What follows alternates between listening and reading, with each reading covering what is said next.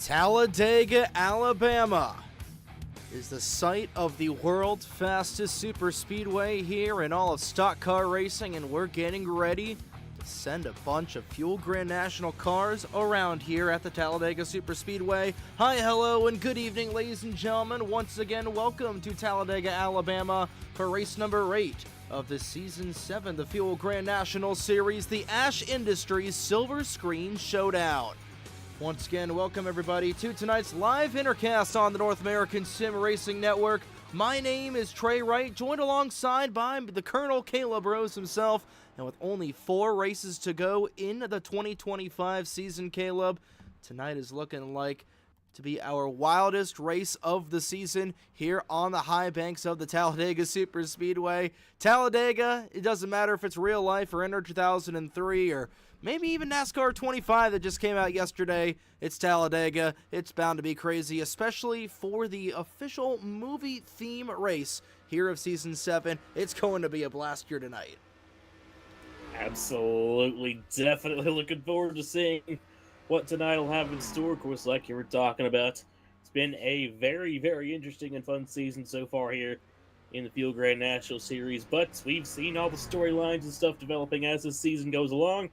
Coming into a track like this, you can kind of just throw all that out the window. You never know what can go down here at the Talladega Superspeedway. You can definitely expect the unexpected here tonight. It's going to be a lot of fun to see how it all plays out. Of course, we know this is a track where the underdogs could really start to steal a spotlight a little bit, and definitely looking forward to seeing who we might see up front here in this one. But it's going to be a whole ton of fun here tonight. Definitely ready for some turning up, slowing down, and cars that go real fast. Yeah, I'll put a little whiskey in the glass as well. So everybody coming out here onto the speedway. We've got about 25 cars on the entry list for tonight's contest. Got a good look at the number 51 machine of James Moore, bump draft in the 006 car of Kenny Campos. 18 cars showing on the pylon right now with about $1.45 to go in practice. We got a good look at all the cars out here on track and some movie cars, starting with Andrew Estrada, piloting the number 25 National machine. That is a throwback to Ryan Inside Laney's number 21 blinker car from Cars 3 all the way back in 2017. I can't believe it has been almost 8 years since Cars 3 has been released, Caleb. There's another Cars throwback, throwing it back to the first Cars movie, Vincenzo Focusato in the Sage Vanderspin number 37 Momo throwback. A couple more cars out here. A lot more throwbacks for the Millennium Autosport Camp, the Chick Hicks throwback for Dark Matter Coffee for number 86 of Ike Durbin. My favorite throwback here out on track so far. And there's Herbie the Love Bug. No, it's not a Volkswagen, it's a Ford. And oh my lord, it's Corbin Wentz nearly taking out the 12 of Blake Warren there. So we'll go over some more of the movie cars later on in the race, as there's the number 7 Baby Driver machine for Tyler Stallhood as he looks for a good finish here this evening. A couple more movie cars out on track here tonight. But Caleb, again, it's Talladega. Anything can happen. 2.66 miles of high degree super speedway action. This is the biggest wild card we have all evening long.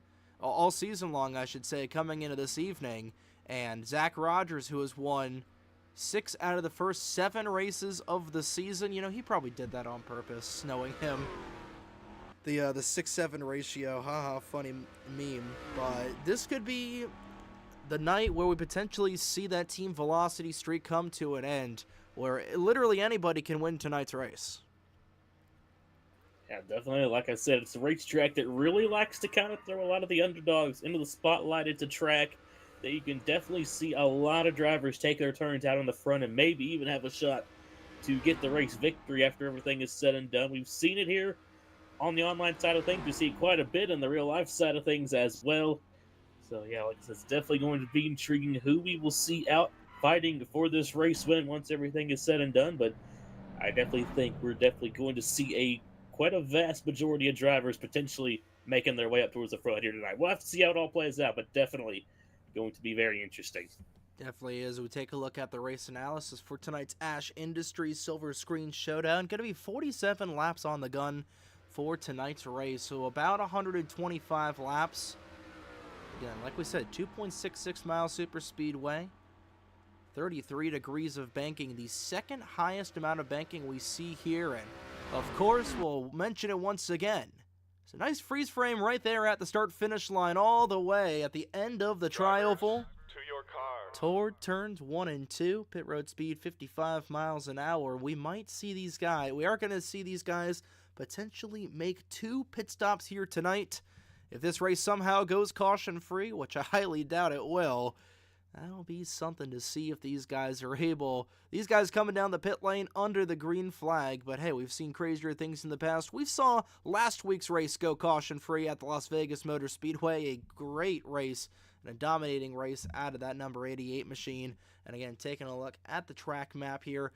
First thing that juts out, like we said, that's start-finish line all the way towards turn 1 and 2. But pretty much an identical clone of Daytona with just a little bit longer of a track mileage and a little bit steeper of corners here at the Talladega Super Speedway, as these guys will come on here for qualifying. Caleb, it's going to be a real interesting race here tonight, especially with those 2 pit stops in order. What are you expecting from these guys here tonight? This definitely could see a very interesting race. Those pit cycles are definitely going to make this intriguing if it does stay caution-free. Whether it does or not, that's definitely up in the air, especially at a track like this. But strategy definitely going to be very interesting in play here tonight, and definitely going to be interesting to see what everybody decides to do. But going to be interesting to see how qualifying goes here, especially because, of course, like I said, it's a track. I never really know what's gonna happen, so we'll have to see how these guys will all line up here for this one. Should be a fun one here tonight, as we have got quite a few entries here on the card. So we're going over the entries right now, starting, of course, with Drew Fast, Tyler Stallhood, Emmy Schizzato, Corbin Wentz, Blake Warren, Lucas Kennedy back in the server for the first time in quite some time in that number 20 machine. I think this is first race of the season, if I'm not mistaken. I forget if he was in the Darlington race or if it was, you got to go all the way back to the race at Pensacola. But glad to see Lucas Kennedy back in here. Of course, Andrew Estrada, R.J. Bishop, Vincenzo Focusato among some of the drivers. Same thing with Sean Texiera in that number 32 machine, making his season debut. Tim Gallade Jr., the 39 machine. Rafaela Sorensen, James Moore makes his return to the series, his first race back since Watkins Glen. Truck Togger, Crystal Bennett, Nicky Conti, Ike Durbin, Zach Rogers, Kenny Campos, Apollo Hyde, and Brendan Whitford. Right now, the drivers on the card. Top of the board right now is Tyler Stallhood and Trek Togger. Got to go all the way down to 5th to find Zach Rogers as Trek Togger top of the board. Meanwhile, he just got knocked off Apollo Hyde. Now top of the board with a minute to go in qualifying. And now on his second lap, Zach Rogers beating out Apollo Hyde by 0.3 of a second. That was a rocket of a lap there from Rogers. As Hyde trying to get that overall 2025 season points lead away from Vincenzo Focusato, as Focusato, with the absences from Hyde over these last couple of weeks, Focusato has been able to reel in and surpass the number 100 machine in the overall 2025 standings for season 7 right now. It's still Zach Rogers leading by 164 over Vincenzo Focusato. So depending on how things go tonight, you might as well stick a fork in this championship battle in favor of Zach Rogers. 10 seconds to go here in qualifying. Rogers with the pole by about 0.6 of a second over Ike Durbin, right now on the outside pole on that number 86 machine. 3 seconds to go, and that should do it. So Zach Rogers will be on the pole position in the number 88 machine. So we'll take a look at your qualifying results here for tonight. Zach Rogers and Ike Durbin in row number 1. Apollo Hyde and Kenny Campos with his best qualifying run of the season so far in row 2. Trek Togger and Vincenzo Focusato, row 3. Tyler Stallhood, Blake Warren in row 4. Nicky Conti and Drew Fast will round out the top 10. Crystal Bennett and Emi Schizzato. Row 6, Andrew Estrada and Tim Galley Jr. in row 7. Sean Texiera and James Moore in row 8. Javiela Sorensen and Brandon Whitford in row 9. Corbin Wentz and R.J. Bishop in row 10. Lucas Kennedy will round out the field starting in the 20th position here tonight. So everybody will roll off here for 5 minutes of happy hour. No sign of the drivers on the pole right now, as there's a good look at that number 32 Hyundai machine. A very interesting looking 32 machine. Caleb, I don't know if you got that number 32 machine in the game, but Sean Texera. Essentially, the Hyundai Tires sponsored car. Let's get a good look at that number 32 machine. That is a fast car from the Fast Racing League. That is based off of a next-gen body, so a little bit of an unorthodox body here, but hey, it's the Fuel Racing League. It's Wednesday Night Fuel here this evening, and we wouldn't have it any less. We got some more cars coming out on track. There's Focusata, who's trying to hold on to that overall standings lead over Apollo Hyde with about 3 races to go in the season, so Focusata could end up being the 2025 champion. The way things go right now. There's a look at Tim Galley Jr., that Tim Galley Racing number 39 machine, as he was about to come back out on the track. Drew Fast back in the number 4 machine. And Trek Talker, who was able to start inside the top 5, like we said. One of the best super speedway racers we've got here on the Fuel Racing League. Of course, you go back to the Daytona race. The first ever Fuel Grand National race we did here on the North American Sim Racing Network. He was in the thick of it at the end. And of course, if Blake Warren is out on track, of course he and Apollo Hyde got tangled up in the Coca-Cola 160K all the way back on July 4th weekend. So Blake's looking for a little bit of redemption coming out of tonight's race.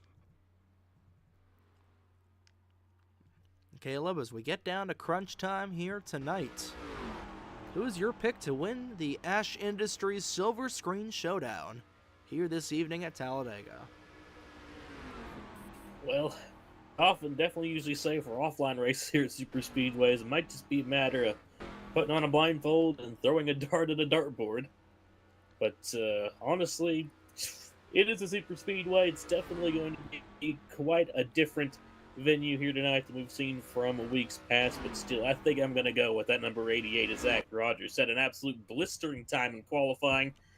Definitely has a lot of speed there under the hood, so I'd definitely be looking for that 88 here tonight. Rogers not out here for happy hour just yet, but neither is my pick on for tonight's race. I'm going to go with Blake Warren in the number 12 Menards machine here tonight. He was right at the front of the field at Daytona and was just a block away from ending up winning that race all the way back July 4th weekend. So I'm going to say that Mr. Blake Warren is going to get redemption here tonight as we approach Halloween. Again, the spookiness of some of these cars here tonight is definitely going to be something to watch here in all 21 entries. About a minute to go here in happy hour, but again, of course, we got Apollo High that'll be in the thick of it. Like you said, your pick, Zach Rogers. Why bet against the driver that has won 6 out of the last 7 races ran so far this season? But we've seen stranger things this evening. Of course, you can't count out that 86 machine of Ike Durbin. He was, I don't know if you want to count Augusta as a super speedway. It kind of raced like a super speedway at the Grand National level, but Durbin will be in the mix as well. He's on the outside pole for tonight. Nicky Conti has ran well at the super speedways, and of course can't count out Trek Togger as well, as he's going to get a DQ as he's going to fly down the pit lane Dave Blaney style.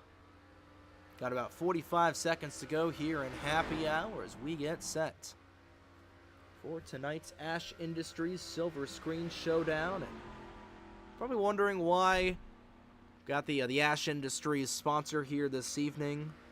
The Ash Industries is a plastic manufacturing company that was founded by Hardy Spence, who was one of my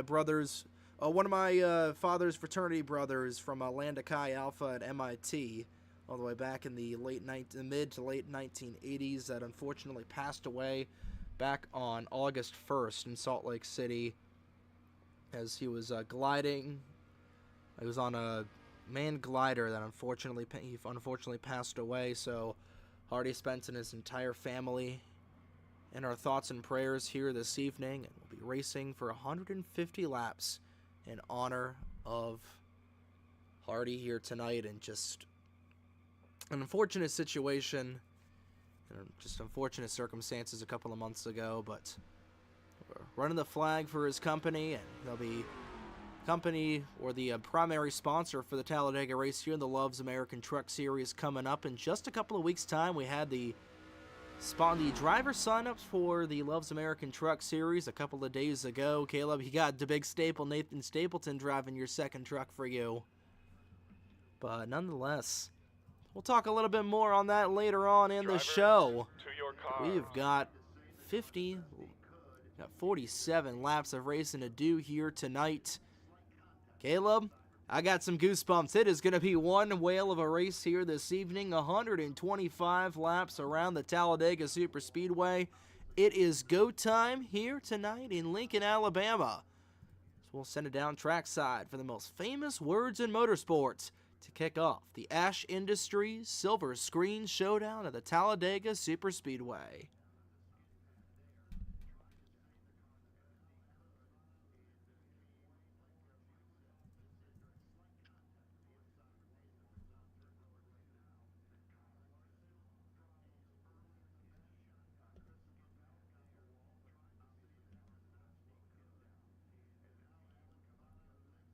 Drivers, start your engines. The engines roar to life as 21 cars will motor on here at the Talladega Superspeedway. Zach Rogers, looking for his 7th win of the season, starts on the pole position for tonight's race.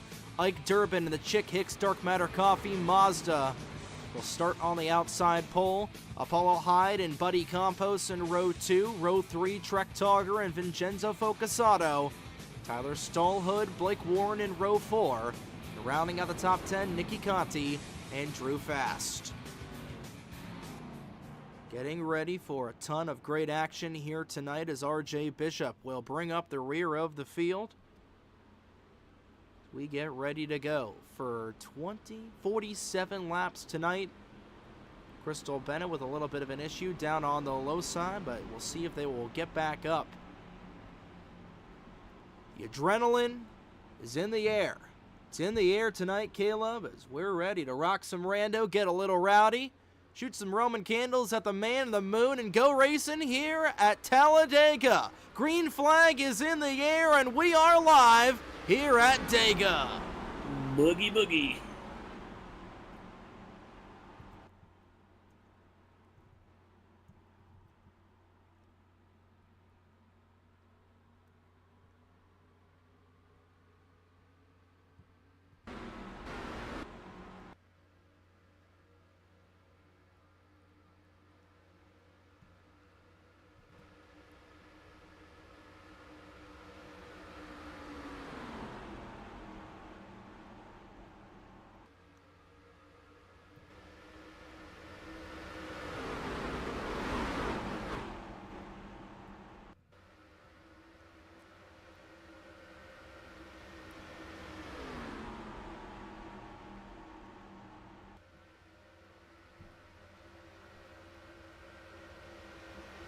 And no surprise to see that inside lane starting to form up here as these drivers will start to train around all 2.226 miles of the Talladega Superspeedway.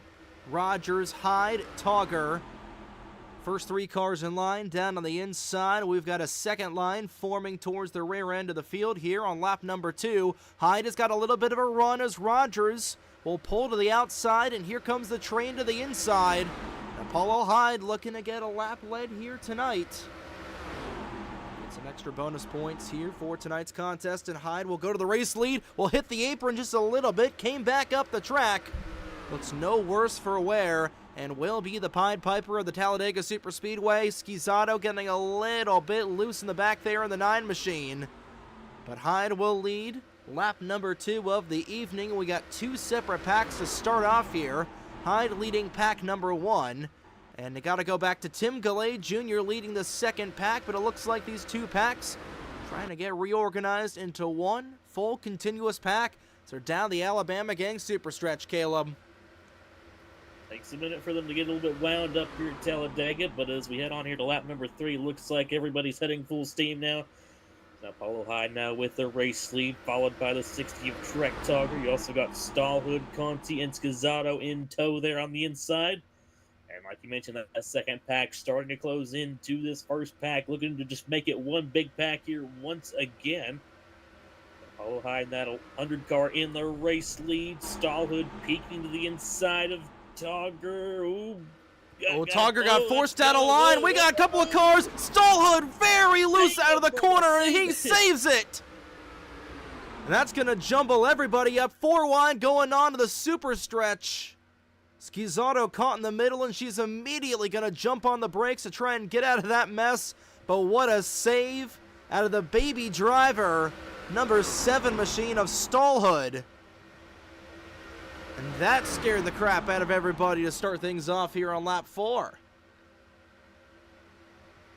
Doesn't have to take the movie sponsor that seriously. Goodness gracious.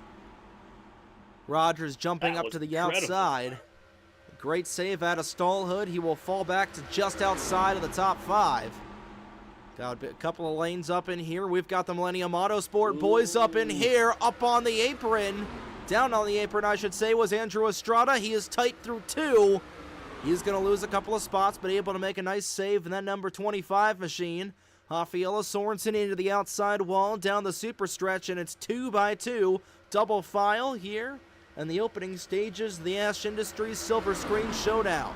Rogers to the race lead, Durbin right behind him, 2 Millennium Autosport Mazdas, and a Millennium Autosport affiliate tonight with RJ Bishop and the Cole Trickle Superflow throwback running a Mazda here this evening. He's got that manufacturer help there in the number 28, but it looks like he might be hung out to dry behind Sorensen. The hold up with Sorensen will remain on that high lane right now. Durbin thought about going down for a run. Peeks back down to the outside.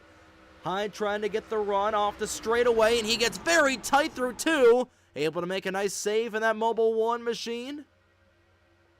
Trying to hold on to it, but that number 100 Honda is very loose out of the corners, it looks like. Side lane really bottlenecking there after those couple of close calls. And now here comes Rafaela Sorensen, the 42, now diving low to take the lead of that inside lane. Luis Scizzato there in tow. Paulo Hyde goes up to the outside. Trek Togger in the 60 now to the inside, followed by Tyler Stallhood as this inside lane trying to get grouped back together once again. Maybe a little bit of contact there between Sorensen and Scizzato. Maybe upset the 9 just a little bit, but they keep it together. Scizzato falling back a little bit. This could give the outside lane a little bit of momentum, but still it's Zach Rogers up front with a handful of movie cars in tow, especially a lot of cars-looking cars. Definitely is right there. We got the cars at the front of this field. A Days of Thunder car right now in 4th. James Moore just trying to merge up onto the racetrack in the 51, and that scared everybody. Togger falling back there in the number 60 as Sorensen and Scizzato getting linked up on the inside lane. But right now, the Pied Piper of the Fuel Grand National Series is the Pied Piper of Talladega right now. No surprise to see an 88 machine out front here in Talladega, Alabama. Of course, it is Dale Jr. and Dale Sr. country here in central Alabama, and that number 88 Spinebuster machine causing the fans to go wild here at the Talladega Superspeedway. Nearly 3 wide up in here for 3rd. Oh, a little bit of contact. Kennedy into the outside wall. He bounces off it a couple times. He'll make a save. Togger down on the apron. Got a little bit squirrely there in the 60. And he's going to come down the pit lane. No, he just merges back up in time. Oh. He's in the grass, however. Hold on to it. And he's loose, nearly getting run over by Corbin Wentz. Goodness. Wentz had to jump on the brakes at the last second. And those two nearly bringing out our first caution in about 3 weeks' time. It's getting real dicey throughout this field, seeing a lot of aggressive movement. And oh boy, still up at the front of this field, got a lot going on. RJ Bishop has now jumped to the inside lane, along with Andrew Estrada there in the 25. Apollo Hyde now almost back up to fourth on the outside, followed by Raffaello Sorensen and Emmy Schizzato. That kind of separated them quite a bit up here towards the front of the field, as now Hyde goes to the outside of Vincenzo Focusato, going to force that 37 now to the inside lane. Help is kind of far back, though, for that 37. RJ Bishop is quite a ways behind. Focusato going to kind of be left out to dry here on the inside. As now, Apollo going to give a big push here to the 86 of Ike Durbin. No, Apollo looks to the outside. Oh, Hyde is just forcing that 100 machine up on the outside lane. Rogers will come up to block as Apollo Hyde look to go to the inside. Now that inside lane, those Millennium Autosport cars starting to get linked up. We got a blinker back there. That's the 84 of Crystal Bennett. Some network issues as they're all over the place at the moment. Very loose out of the corner was the 42 of Sorensen. And we're going to see Sorensen and Schizzato linked up all evening long. We got Millennium Autosport versus a lot of drivers on the outside lane. Hyde thought about going to the inside of Rogers. Sorensen trying to be very patient, but they are all over the place in a very loose number 42 Journey Charger. And that looseness and that instability of the outside lane right now causing those Millennium Autosport cars to try and come in. And that was a great save down the straightaway for Hyde. Again, a lot of these drivers running very loose sit-ups here tonight. And we're going to see some great car control. We've already seen some great car control. Little light through the corner was my pick for the win tonight, Blake Warren. Hyde very aggressive on that outside lane, and here comes Durbin on the inside. Not able to get there in time in the 86. So we're about 8 laps away from the opening set of pit stops coming up here, but that outside lane is about as organized as a 12th grader's desk. It's a 12-year-old's desk, I should say. It is very unorganized. Bishop will immediately duck down to the bottom. Got a lane up top and a lane down low. They're about as stable as a college relationship right now. And Hyde up into the outside wall. Sorensen into the 100. They're side by side on top of one another. Somehow they're straight. Now Sorensen spins to the inside, able to collect the 42.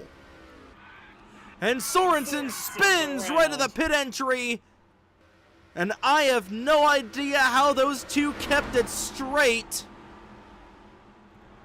And that is going to take Sorensen and Hyde out of the running for tonight. Maybe not Hyde, as they were able to get a gear back in the 100, but Sorensen spinning around the pit lane will come down into their pit box, and I believe they might have to serve a penalty for that.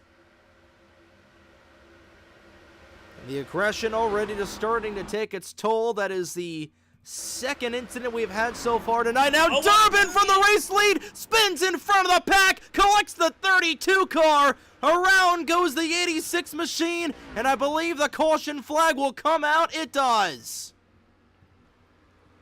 Yellow flag is on the speedway, as in the race lead, Ike Durbin got loose on the inside.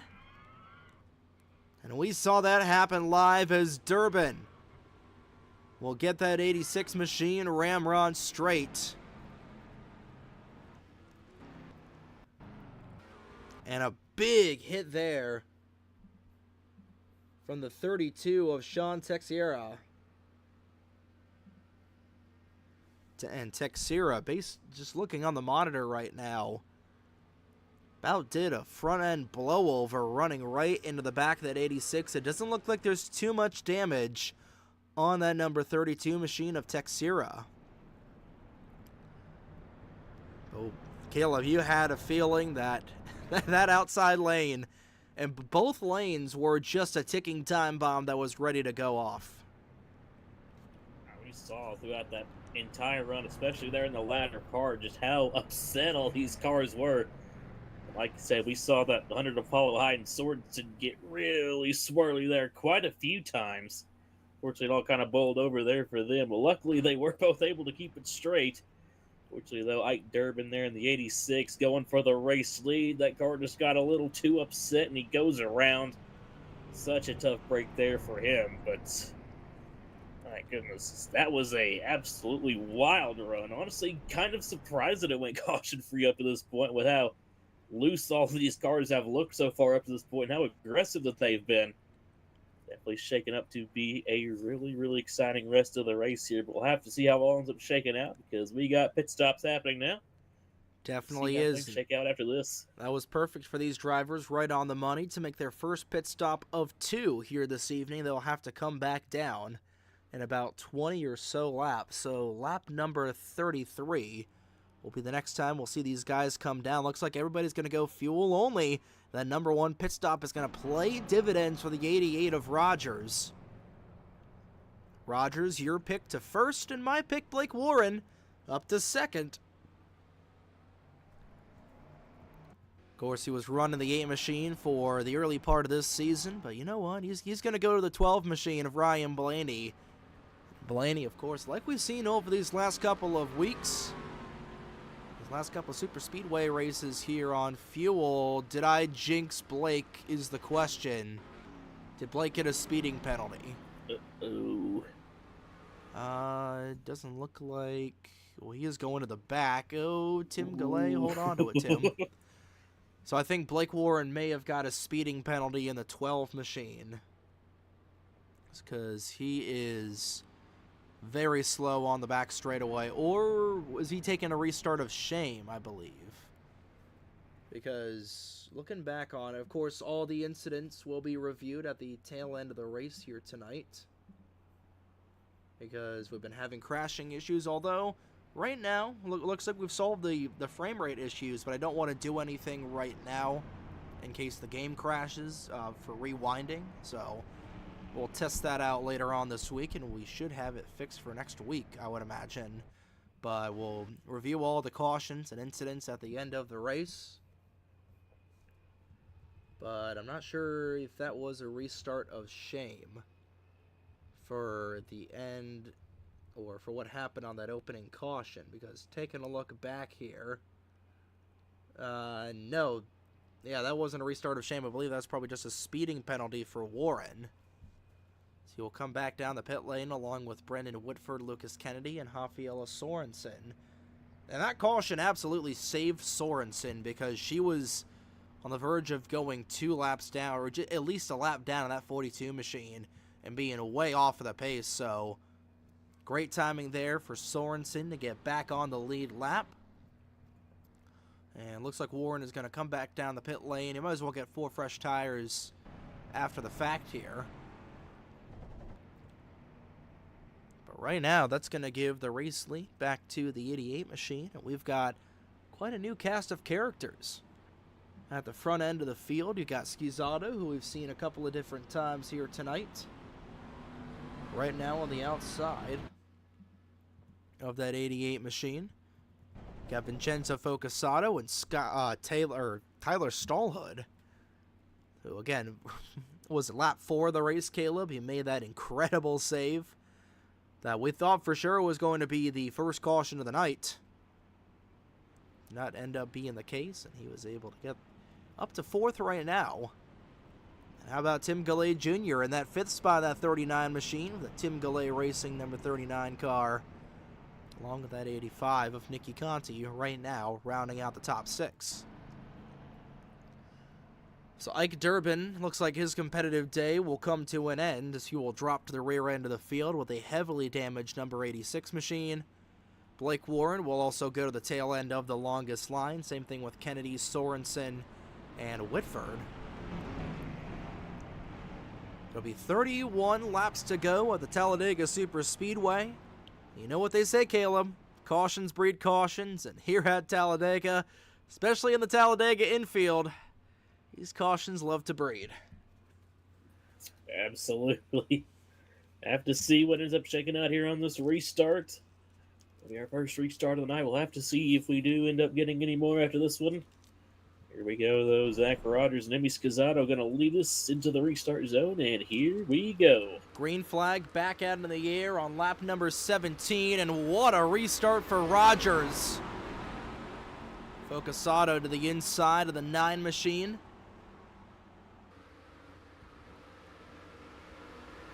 And Rogers with a quick jump over the rest of the field, but you don't want that gap to be too big or else you're going to get swallowed up.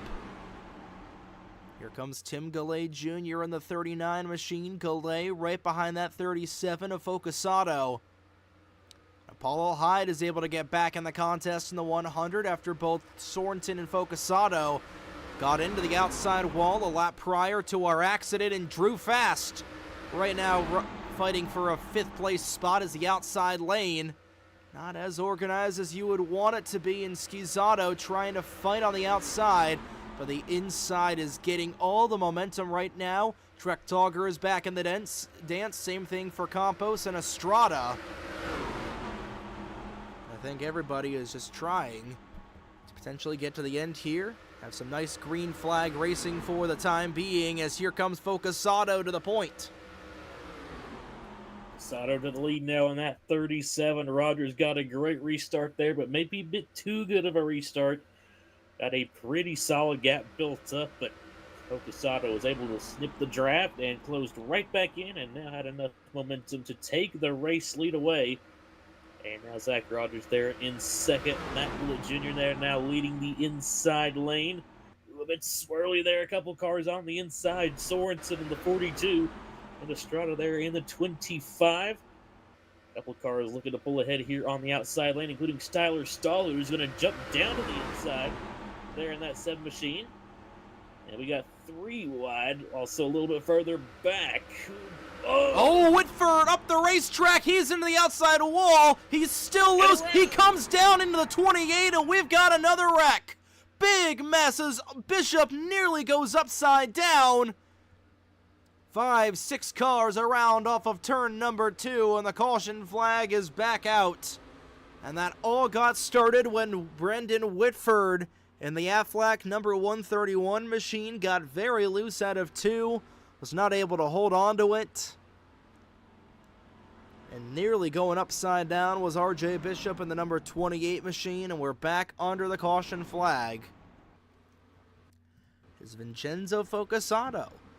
We'll get a couple of laps led here as he will win the race back to the stripe, as the field was frozen, so there's no way, there's no win back.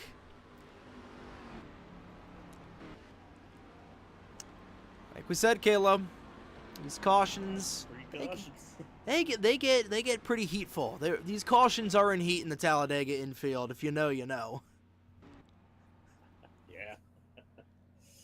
Oh boy.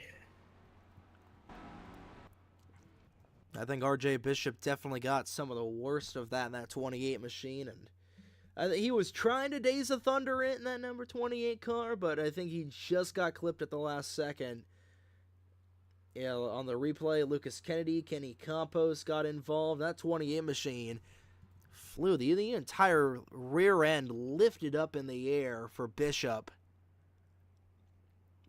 And I thought he was going to do a blowover off of turn 2. That looked like Travis Pastrana in 2013. Not sure if you remember that wreck, Caleb, on the Xfinity race in 2013. Where I remember seeing that in quite a couple crash compilations. Well, no, I think that was that. No, that wasn't Pastrana. That was Reed Sorensen that nearly flipped like that. And it damn near looked like Ryan Newman in 2009. That I know everybody has seen. We got some split strategy on the pit lane. A handful of cars staying out here. Ooh, boy. Well, Focusato, Rogers, and the Sirius regulars will come on down the pit lane. And this is going to be a very interesting strategy call for these guys, because we're going to get the race restart next time by, I believe. And they're going to be everybody's going to be getting gas and go. But I think based off of these caution laps, this could be coming at the perfect time for these guys to maybe make it to the end on fuel. And we're going to get this race restarted on lap 23. No, my math is wrong. These guys are going to have to come back down the pit lane one more time. So, if the race goes caution-free, which I doubt it will, it could put Togger, Goulet Jr. and a handful of drivers that stayed out in the catbird seat to win this race. But, yeah, everybody is going to have to come back down the pit lane at least one more time. But I'm not sure if these guys that just came down are banking on another caution coming out of this race going caution-free. Got 20 cars still on the track as James Moore retired from the race after only a handful of laps led with connectivity issues in the 51 machine. Ike Durbin on the inside of the number 86 machine, looking like he was dumped by Chick Hicks. I guess you go back to that caution flag, Caleb, and I guess the air was like Dynaco is all mine to the number 86 machine.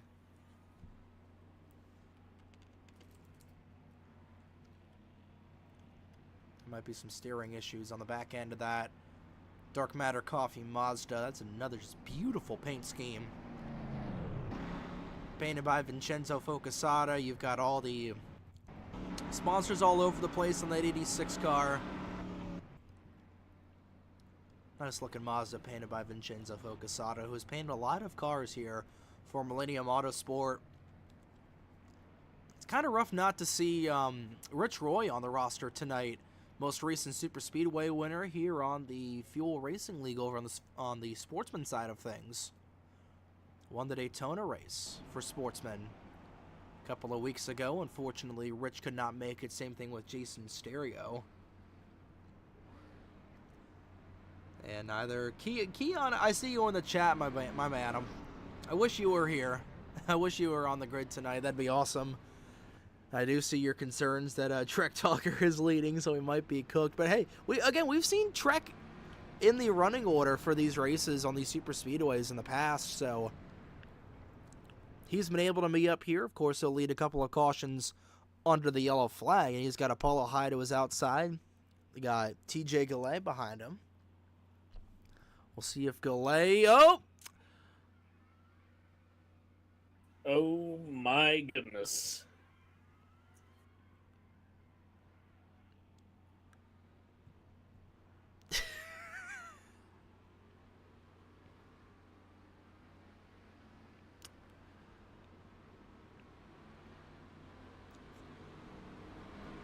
I've got some words, but I won't use them. I have no idea what that was. But in the nicest way possible, I think that's the Fuel Racing League in a nutshell. That was a thing of beauty. And now we might get an additional caution lap for, or might just get a single file restart here. I'm not entirely sure what happened there. I think we might be getting a single file restart after all of that nonsense. So Trek Togger will be in the race lead, and now he's got Apollo Hyde right behind him. You got Sean Texera in the 32 and third, and up to fourth is the 88. So we're up to a single file restart after I don't know what that was. Caleb, is that an omen for things to see? And actually, we're not going to get the green flag. We're going to do one more cycle around. Who knows? Maybe it's those Native American legends coming back to haunt us once again. I think Goulet might go back up into here to regain the third spot, or if we're just going to go immediately back under the caution. And ladies and gentlemen, welcome to NR Online. Oh, Lord. Or approaching the midway point, and these extended caution laps might actually play into this strategy for some of these guys here this evening that just came down, as we see Goulet Jr. down on the inside. He's going to go to the tail end of the field here, and I believe we might be getting some extended caution laps after the fact.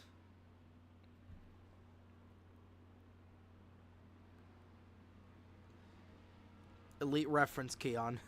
That is an elite reference. Of course, in the YouTube chat, Keon Daily referencing, if you laugh if you drive for Tyler Jet Motorsports. I don't think anybody should be subjected to that. I think that's part of the reason why I was doing my best not to say anything. I had some choice words for whatever that was, but I like to hold myself in high regard here on the North American Sim Racing Network. I believe we might... Hopefully we'll be going green this time by... But I think we'll definitely cross over into the tail end of the race here. We got more drivers coming down. So a little bit guys maybe picked up a bit of damage there. At least a little knock there under that incident there. A little bit of damage on the back end of the 39 machine, but that was a big jam up on the inside. And now we'll be getting the 1-to-go signal as some driver's going to top off on here. And I'm liking this strategy by these guys. Again, they're not going to be able to make it to the end, but they might be in a position to save longer than the rest of these guys running under caution. But again, 22 laps to go. These guys can do about 19 to 20 laps on a fuel run. If I can bring up the right graphic, there we are. Yeah, these guys able to do about 18, 19, maybe 20 laps if you can run single file. But it's going to be very, very hard for these guys to maybe stretch it to 23 laps, because we're going to get 23 to go this next time by. So we'll officially be at the halfway point in this race here. Fastest lap of the race belonging to the number 4 machine of Drew Fast of 48.9090. Second lap time for that number 4 machine. He currently rocking P6 right now, what will eventually be P6. So the rest of the field will catch up to the tail end, and it looks like that'll be P5. Only 2 cars on the inside at the choose cone. Drew Fast, looking fast, and now has the fastest lap on the fastest lap board. So it'll be Togger, the race leader, on the inside, with Hyde in second, Stallhood in third, and Texera will be fourth after plowing the back end of the 86 machine. Funny how things go here, especially with the moderate damage. Everybody is still in the race aside from James Moore. 20 cars remain on track. Now some blinking out of Apollo Hyde. Some major blinkage there out of Hyde. Oh boy. Oh, I'm afraid Hyde might fall out here. Irregardlessly, green flag back out in the air. 23 laps to go here at the Talladega Superspeedway, and we're off and running in that outside lane with the connectivity issues from Hyde. That's going to allow Togger and Stallhood to make out like a bandit here off the corner. I really bunched everybody there behind Hyde up quite a bit. And right now, the top 2, 3 trying to break away as Hyde still able to try and close in here to the 7 of Tyler Stallhood. That was definitely a very interesting caution cycle there, to say the least. So we're back under the green flag for the first time in about 10 minutes, and we're already 3 wide back in here as Schizzato tries to make some headway in the 9 to the inside of Focusato. And like you said, everybody got jumbled up right on the start, but 3 cars all in line as Hyde is back in the contest. Here she goes to the outside of Stallhood. She's got a little bit of a run. Not able to quite get a ledge, and here comes the 4 machine in 4th. Fast, moving fast on the inside as Hyde will duck back down. Now trying to swing back to the outside. Does she get a little help from Fast? She will. No, and Fast will immediately abandon the 100 as Hyde will re-abandon the 4 car. And Togger, the Pied Piper at Talladega right now, leading. Coming around to 21 laps to go. Stallhood in second. Again, don't count out that baby driver number 7 machine out of this one just yet, but you can't count out Hyde either. And look who is back inside the top 5 for the first time in a couple of laps. That Spinebuster 88 machine of Zach Rogers. Here comes Stallhood. He'll go to the inside of Togger. Sorensen to the inside of Hyde. 2 by 2 wide, nearly going 3 wide. Rogers thought about making it 3 wide. He'll settle back to 2 wide. Stallhood to the race lead. He's going to block Togger all the way down to the double yellow line. They stayed it within bounds. Completely check that inside lane up. Here comes Hyde. Here comes Apollo Hyde on the outside lane. A little bit of drafting help from Rogers. They're tandem drafting on the outside. And the inside lane not as organized as the outside. 3 cars, nose to tail on the outside. But Stallhood holding serve on the inside in that 7 machine. 20 laps to go, and we have still got plenty of racing action here at the Talladega Superspeedway. Split strategy, voodoo hexes under the caution. We've got all of it here tonight. And Stallhood out front in car number 7. 3 wide now for second as Togger gets split between Apollo Hyde and Raffaello Sorensen. Yeah, definitely have to give a call to Sorensen. That 42 almost fell multiple laps down earlier. Really got bailed out there by that caution, and now making the most of it. Right behind that 7 Tyler Stallhood and looking to try and fight for this race lead. Scazzotto got a bit loose there on the inside. Managed to hold on to it. Man, these guys are really going at it. Oh, Togger nearly got into Lucas Kennedy there. 4th car on the outside lane. Hyde to the race lead with drafting help from the 88. Hyde out front. Stallhood looking for a little bit more help on the inside, but that outside lane, rock rolling and getting ready. Hyde, the 88 of Rogers, fast, and Lucas Kennedy, first points-paying race that 20 machine has been in all season long.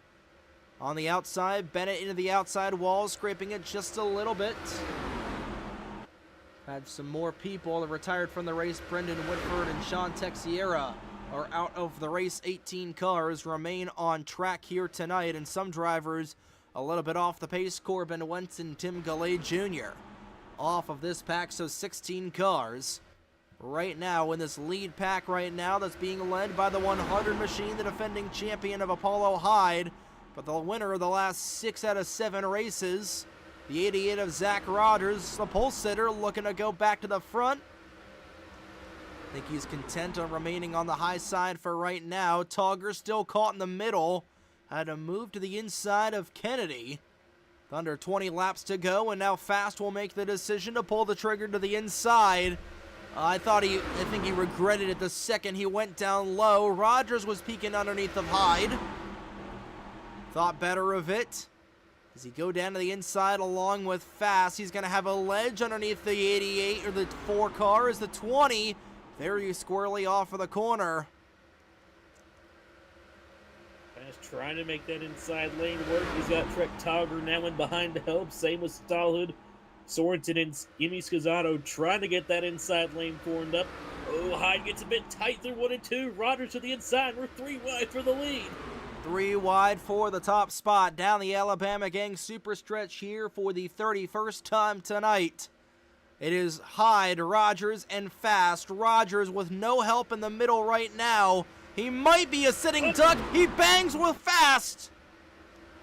They keep it straight and nobody in the middle to help that 88 machine. That Team Velocity Camaro might be going to the boondocks soon. Kennedy jumped down to the middle lane, jumps back up high, and here comes Togger right behind the 4 of Fast.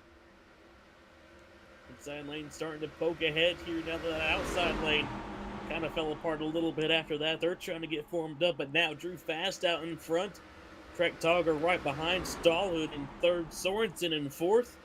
Apollo Hyde leading that outside lane with help from the 20 of Lucas Kennedy. Rogers is going to have a gap here on the inside lane if he wants to try and slide in along with Scazzotto. Lucas Kennedy is going to take that opportunity there to dive to the inside. And Apollo Hyde gets left out to dry on the outside lane. And again, most of these guys that stayed out here are going to have to come down the pit lane in the next 5 laps or so. So the way these guys are running right now, here we go. Oh, I thought Raffaello was going to come down the pit lane. Instead, nearly came across the nose of the 9.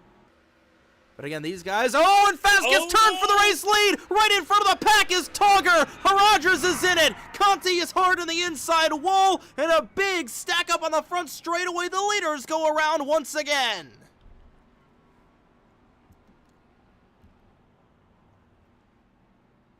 Goodness gracious. Great balls of fire is all I can say on that. Rogers getting turned around. Focusato got a piece. Rafaela Sorensen went around as well, and that all got started when the 4 and the 60 made contact. They both spun around right in front of the lead pack. And all bets were off of the table after that, and fortunately, nobody else was caught up too significantly in that.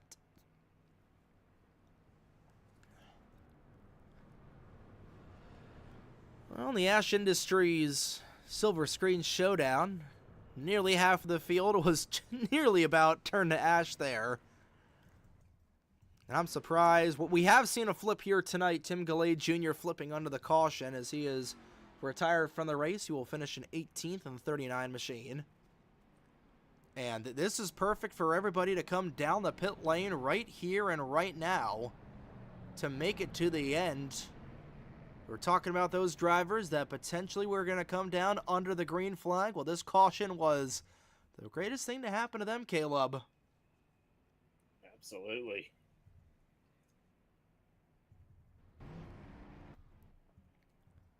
Semi Schizzato, the race leader, as these drivers came down the pit lane. Oh, Bennett overshooting the box in the 84 a little bit. It looks like 4 tires going all the way around that 9 machine. I think all these guys are going to be taking tires for the opening time. No, it looks like only a 2-tire stop for Tyler Stolhood as well as Apollo Hyde. Again, the drivers that got spun around in that caution will have to take 4 tires. I'm a little bit surprised at Emi Schizzato taking tires as well in the 9 machine as they won the race back to the start-finish line.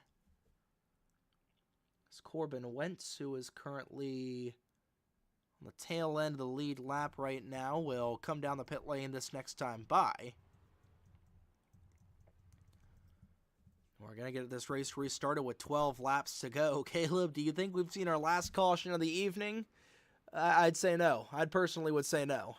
Yeah, I'm not so sure about that. I think as this race continues to go along, the aggression is just going to keep ramping up as the patience starts to run dry. So I definitely don't think we've seen our final caution quite yet, especially with a late race restart such as this. This could get really, really dicey here at the Talladega Superspeedway. This could get very interesting.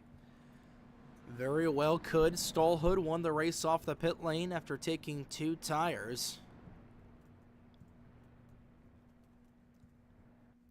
Hyde right now running in second. Focusato in the battle for the championship right behind that number 100 machine. And still in the thick of it is that 88 car. Caleb, I would say if Rogers is able to go to victory lane here tonight, what a statement win that would be for that number 88 machine. Able to win on all sorts of tracks. Short track, road course, intermediates. Check super speedways to the box there in the number 88 machine as he's able to get things going tonight. 17 cars still on track. As we come to the choose cone, Stolhood chooses the inside and Hyde chooses the outside. The 2 fuel administrators side by side on the front row for this restart. 12 laps to go. They come back through the stripe here in just a couple of moments. Focusato and Kennedy, row 2. Schizzato and Crystal Bennett in row 3. And you got to go back to row 4 to find that number 88 Spinebuster machine. And everybody racked up and ready to roll off here tonight.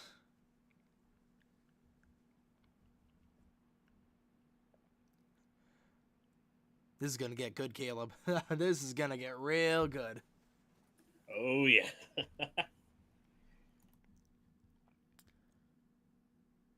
field going down the back straightaway. So we're able to figure out the CPU usage. So we're able to set a higher buffer size here tonight with no dropped frames.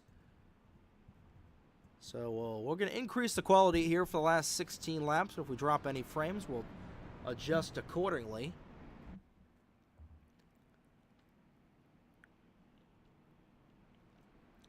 But right now, coming around to 12 laps to go. Stallhood, the race leader. Hyde in second. And again, this battle for the overall point standings between Hyde and Focusato could come to a head here tonight. English is hard sometimes, Caleb. Relatable. Just a little bit.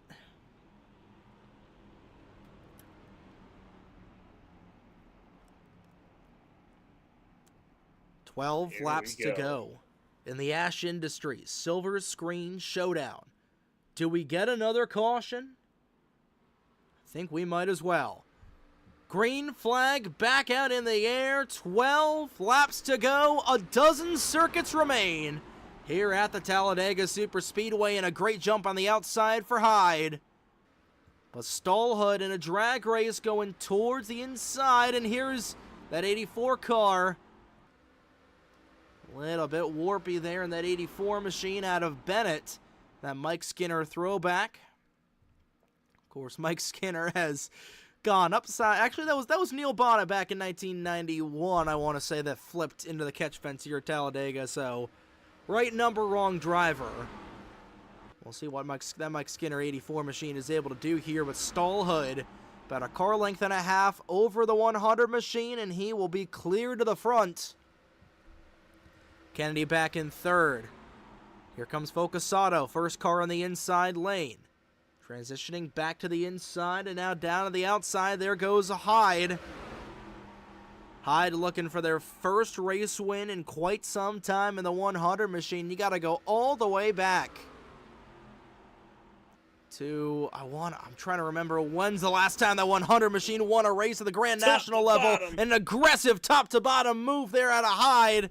That caught Stallhood off guard, and here comes Hyde to the race lead. A little bit of bobbling there out of Bennett, but they're able to hold it right in front of the 88 car. Oh, Kennedy! Oh, Kennedy. Oh, and there goes Stallhood for the race lead. And there goes the rest of the field. Caution flag is back out.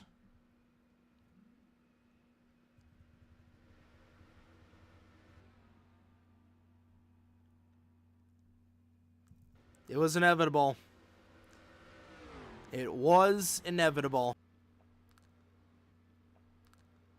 Fourth yellow of the evening here at the Talladega Superspeedway, and it was inevitable.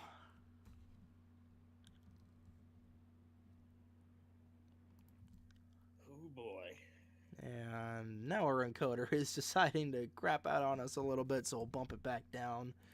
Just a little bit here. Let's calm everything down. Yeah, I don't know why the kilobytes, which I had set for a max of 50 in that run, immediately jumped up to 90,000 instead of 50,000 max, so should be fine. But man, it's not what you want to see there out of those drivers. And that all started when, yeah, that 84 machine was warping in and out. We missed a little bit of it as Kennedy was going around, but Stallhood got turned around in the 7. Kennedy went around the 84, and it was just pretty much on from there. And everybody involved in that accident, nope, we're going to have a couple of takers coming down the pit lane there, so. Oh boy. Oy vey, I think is the better wordage for it. Well, only thing more chaotic than a late race restart is one even later. That it is. 10 laps to go here in case you're just tuning in to tonight's coverage of the Ash Industries SilverScreen Showdown. It's been anything... It's certainly been a showdown here on the little mini computer screen. Not quite the silver screen here, but certainly has been a showdown tonight, to say the least. Under our fourth caution of the evening, a couple of drivers getting repairs after the second big one of the race. And Caleb, I think that everybody wrecking underneath the caution flag was certainly an omen for how the rest of this race was going to be ran. Because we had a nice opening, 12-lap run, where everybody was running on the razor's edge, but ever since then it's been about maybe 5 or 6 laps between green flag racing between cautions, and it has just been pretty much on from here in tonight's contest, with 17 cars remaining on track. Absolutely. It has been quite the chaotic night here at Talladega, and we still got a couple of laps to go here once we take the green flag once again, so still definitely a lot of time for some more shenanigans to go down. Have to see how it all ends up shaking out, but definitely shaping up to be a wild, wild finish. Well, we had a similar scenario all the way back on July 20, or early July, 4th of July weekend. I think it was July 1st. That was the last super speedway race we had here on the North American Sim Racing Network's coverage of the Fuel Grand National Series. It was a race that was primarily dominated by these two men right here, Apollo Hyde and Blake Warren. They're both inside the top 5. Crystal Bennett was also in the running for that race, if I'm not mistaken. Same thing with Conti. The eventual winner of that race, on a last lap pass, pulling the James Busher, was the 37 of Vincenzo Focasato. Could he potentially do the same thing here tonight? With a restart coming with 7 laps to go here at the Talladega Superspeedway. Up to the race lead, the number 88 machine of Zach Rogers, winner of the first handful of races on the slate this season. Team Velocity has won all 7 races so far tonight. Coming into tonight's race at the Talladega Superspeedway, accounting for 6 of those 7 wins, is that number 88 machine, and Jelaine Sims, who was unfortunately not in the server tonight, counting for that win at Mid-Ohio, that down-to-the-wire instant classic in Lexington, Ohio. But we're here in Lincoln, Alabama, Talladega County. Field going down the Alabama gang super stretch once again here tonight under our 4th caution. Get a race restart with 7 laps to go here in Talladega, Alabama, and this is certainly going to be a finish of all time. It will likely be our last caution of the evening, as once we reach 5 laps to go, that'll be it. There'll be no cautions, point of no return at that. It'll be green to the end if they're able to get to the final 5 laps, Caleb. That's the threshold that these drivers are trying to get to the end to. I have to see how it all ends up shaking out. I have to see, like you mentioned, if anyone does maybe pull a James Busher again. We'll definitely have to see how it all ends up shaking out. But we got Rogers and Apollo Hyde here on the front row. The more things change, the more things stay the same. But here we go. Back through the Reese's restart zone we go. Green flag back out in the air. A 7-lap shootout to decide the Ash Industries SilverScreen Showdown. Hyde with the initial jump on the outside lane, but here comes Rogers. You got RJ Bishop back in the dance in the Cold Trickle Superflow machine. That 28 machine nearly flipped upside down in the second accident of the night. Of course, Blake Warren in there. The amount of chaos we've seen here tonight, like Keon Daly said in the chat, this has got the makings of a Blake Warren win written all over it. But here comes Hyde trying to squeeze to the outside of the 88. That was a squeeze and a half. Trying to gain a ledge on the outside, and Hyde's got drafting help from Schizzato. And Schizzato back down the inside. The caution flag is back out. Corbin Wentz around in turns 3 and 4, and the yellow is out before we could get to the final 5 laps. And the intensity will immediately rip up a couple of notches. Oh, dear. Oh, my Lord. Oh, dear. Oh. Caution is out for the 5th time tonight. It's Corbin Wentz going around in turns 3 and 4. Take a look and see what happened after the conclusion of this race. I think we've got, what, about 7 replays to go? We've got 5 cautions and those saves in the early portion of the race that I want to go over at the end of this, Caleb, but we could have a replay of what is bound to be a fantastic finish here tonight.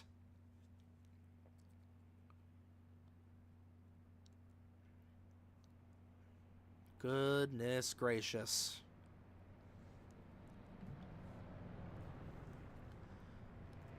I believe it's going to be 3 laps to go when these guys will get the caution flag here, or the green flag.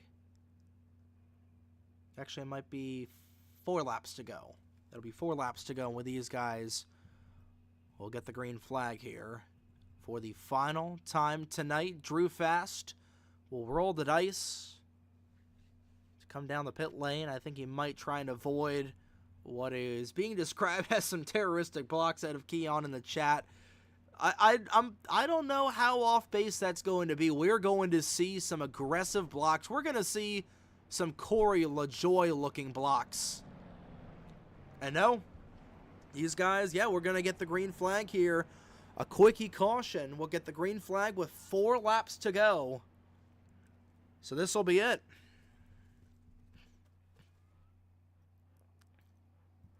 Sorensen, Wentz, and Fast, the 3 cars that came down the pit lane. So this is going to be it, Caleb. 4 laps to go, and we cross under the start-finish line. We're past the 5 laps to go mark as of this time by. This is it. Final restart. You wreck now. Nothing happening to you. This is going to be absolutely wild. Like you said, got 4 laps to go inside of the point of no return. So at this point, whatever happens in Talladega stays in Talladega. Man, if you guys think that this is going to be if you guys think this is insane, just wait until the penultimate race of the season for the Fuel Sportsman Series, which will be a tape-delayed broadcast on Monday evening here on the North American Sim Racing Network. We are going to get that race at the Fuel Hyperspeedway. I think that's the Fuel Hyperspeedway, or Grand Junction. No, it's going to be Grand Junction. Grand Junction. They'll be racing this Friday night. We'll be doing it live here on Monday evening for a tape-delayed broadcast for the second to final race of the Fuel Sportsman Series. Of course, we'll get the Sportsman finale live next Friday evening on October 24th here on the North American Sim Racing Network.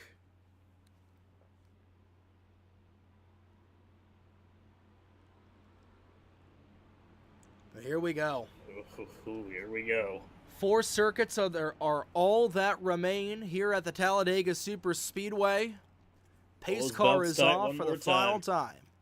Pull them belts. Pull whatever you need to pull as it's showtime here for the SilverScreen Showdown. Green flag back out of the air for the final time tonight. 4 to go at Talladega.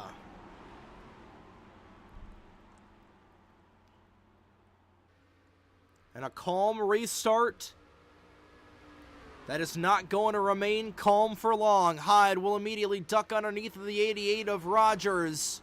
Behind that 88 machine, I should say, is that Spinebuster Camaro, leading a field, a ticking time bomb that is just about to go off. Hyde biding her time, and you've got a hornet's nest of drivers trying to mush their way to the front.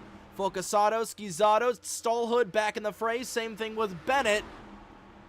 About this 86 of Ike Durbin. Durbin's still back in here after the entire rear end of that machine has been destroyed. Top True trying to tandem away from this lead pack. I don't know how far they're gonna get. 3 laps to go, and when do we start seeing the blocks here, Caleb? I think it's pretty soon. Oh, this pack's coming with a lot of momentum, so yeah, I think pretty soon we're gonna start seeing some big moves. RJ Bishop looking to split the middle between Crystal Bennett and Emmy Scizzato. Warren by Scizzato, gonna slot in line behind Bennett as we got a line here on the back straightaway. We'll see who jumps out of line. Nobody jumping out of line for the time being. These guys might wait until another couple of times around to make some moves. We got all sorts of activity in the back. Corbin Wentz just praying to pick off a couple of spots from people making some mistakes here. So we're coming around to Sticks High in the Air. 2 laps to go from the Talladega Superspeedway. And right now, Roger is leading a line of cars. Here comes Bennett. Here's the move. Bennett, first car on the outside lane, trying to utilize the outside lane to work. That's going to break up the inside just a little bit there. Hyde still on the back end of the 88 as there's still single file coming down the Alabama Gang Super Stretch for the penultimate time tonight. Focus Auto, third car in line. You got Stallhood in fourth, leading that top lane, the 84 of Bennett. But everybody is behind that spinebuster Camaro of Zach Rogers, looking to win at the biggest wildcard track on the schedule through 3 and 4 for the second to final time. Hyde with a little bit of around. Hyde moving around, and here comes Apollo on the outside. A little bit of drafting help there from Bennett. White flag is in the air. One more time around the Talladega Superspeedway. Stallhood on the inside. Bishop around. Bishop around along with Blake Warren. We remain green. Stallhood coming down the inside. Here comes Hyde, a little bit drafting help from Bennett. Bennett trying to go 3 wide down the back straightaway. Here comes Bennett. Bennett on the inside lane, losing it a little bit. Now Rogers behind Hyde. Hyde to the race lead. Here comes Bennett in the Mike Skinner Lowe's car. Bennett in the 84, Stallhood in second. Scizzato third car on the inside lane. Here they come off turns 3 and 4. Stallhood's going to have a run. Remember the obligatory saying, start-finish line is until the exit of the tri-oval. I don't think he's got enough of a run, though. Checkered flag waving in the air. Crystal Bennett will win the Ash Industries SilverScreen Showdown. How about that, Crystal Bennett? Wow. Bennett, who is having connectivity issues all evening long. And that Dodge Charger charging to the front at the end of this one. And Bennett becomes the first non-Team Velocity driver to go to victory lane this season. Tyler Stallhood to second. And how about Trek Togger getting a third place finish in that 60 machine after everything considered. And we're going to hear from everybody in this podium for the first time this season. That's what you got to love about super speedway racing. But man, oh man. Scizzato fourth, Lucas Kennedy to round out the top 5. Rogers and Hyde, after all of that, will finish 6th and 7th respectively. But Crystal Bennett getting it done in that number 84 machine for Red Bull Racing, with a last lap pass and about as aggressive as a move as you will see here in the Fuel Racing League. It's going to park that 84 machine right at the start-finish line, and they're going to burn it down.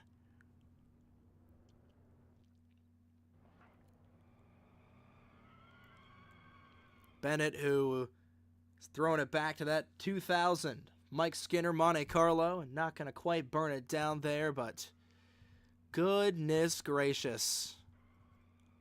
What a result we had here tonight, Caleb. As we take a look at your official standings, Crystal Bennett, your winner, by a 1/10 of a second over Tyler Stallhood. Trek Togger in third.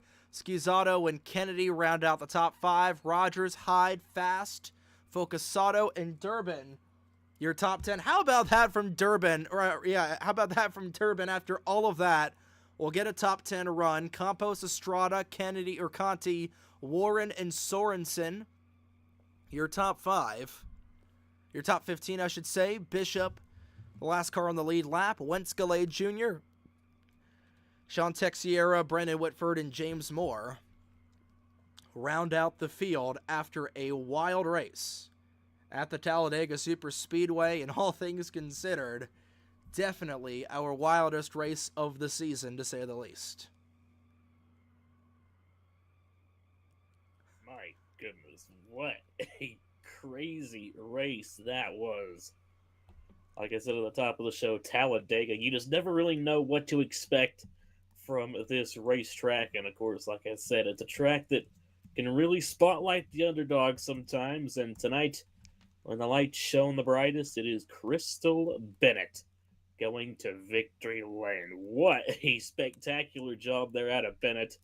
What a great feel-good story there as well. That is awesome. How about that for Tyler Stoll? Hit his first podium finish of the season. Trek Togger, his first podium finish of his career, if I'm not mistaken. But we'll go downstairs into our post-race interviews where we're going to interview three very jubilant drivers for the first time this season. But we'll step aside here for a couple of moments on the Fuel Racing Leagues, or the North American Sim Racing Network's coverage of the Fuel Racing Leagues after a wild, wild race at the Talladega Superspeedway and the Ash Industries SilverScreen Showdown. That was certainly a showdown in the final 4 laps.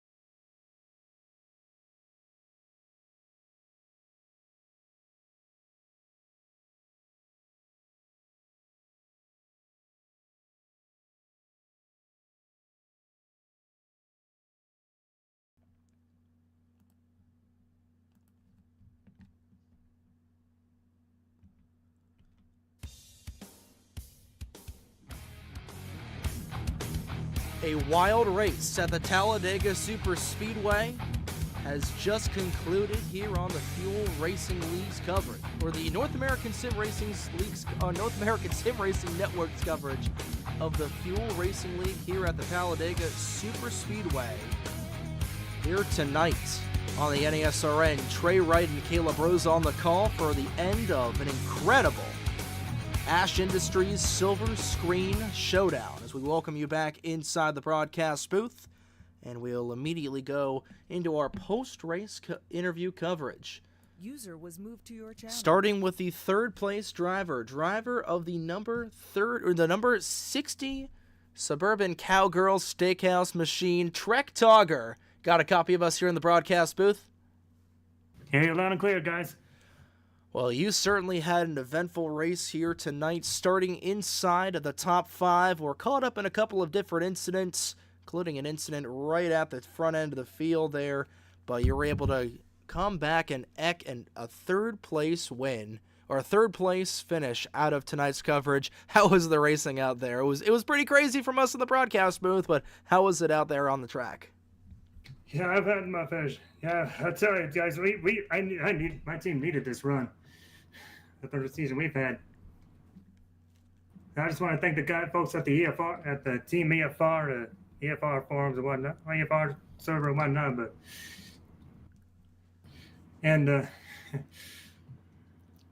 yeah, I just want to apologize for Drew for Drew Fast on that little incident over there up the front straightaway. And guys got any questions for me? Yeah, just how were you? So you mentioned that incident as you and Fast were battling for the race lead. You guys got tangled together, and that was towards the midway point of the race. So how are you able to recollect yourself and look? How are you able to readjust mentally on how you're able to recover from this race and try to get back up to the front? How was that process? Well, yeah, with the way the server's set up with moderate damage and whatnot. After the incident, I checked my F9 and found out that I somehow didn't get any damage from that somehow, but from my end, it looked like it was more of a, I think it was warping on my end. Fast was warping fast on my end, a little bit on my. Yeah, but you were able to get the job done with a nice recovery there. And what does it mean for this team to finally get a podium finish here? Like you said, immediately, just after all the struggles you guys have been through, what does it mean for the Togger Racing unit to get up here and get your first podium finish in quite some time? It's been so long, it may as well have been my first. This is a victory for us at this point. Definitely was. And Caleb, you got any questions for our third place finisher? Well, I definitely have to say that was quite the eventful race here at the Talladega Super Speedway, but definitely got to give you some major props there, recovering there to a third place finish after a wild night here at the Talladega Super Speedway. So fantastic job out there here tonight. Of course, got to ask you, the finals first stretch especially was just absolutely crazy. But yeah, third place, definitely nothing to scoff at. But is there anything maybe you think you could have done different, or are you satisfied there with that third place finish? Well, I did have one hell of a run at the final lap, but I went a hell of a lot of momentum. And there was not a lot like talent. I don't really know what else I could have done to actually win. I just wanted to congratulate Crystal on winning. I know she's been around since day one, and just want to congratulate on her victory. And well, definitely was an incredible race there out of Bennett tonight. An incredible race out of you. But basically what we do here in the post-race show is we give you the chance to thank any sponsors you want. If you want to shout out anybody here on the NESRN airwaves, the floor is yours for as long as you want, my man. Like I said before, I just want to shout out the EFR folks, the folks at EFR, Garly Wolf Pup of Gun Kitty, and the Taco Jaws of Obsidian Blaze. They're both webcomics that they both do. And as for the Suburban Cowgirl stuff, drew it up myself. I actually started a webcomic starring the character on the side of the car not too long ago. So it's called the Heartfelt Ballad, 2 R's.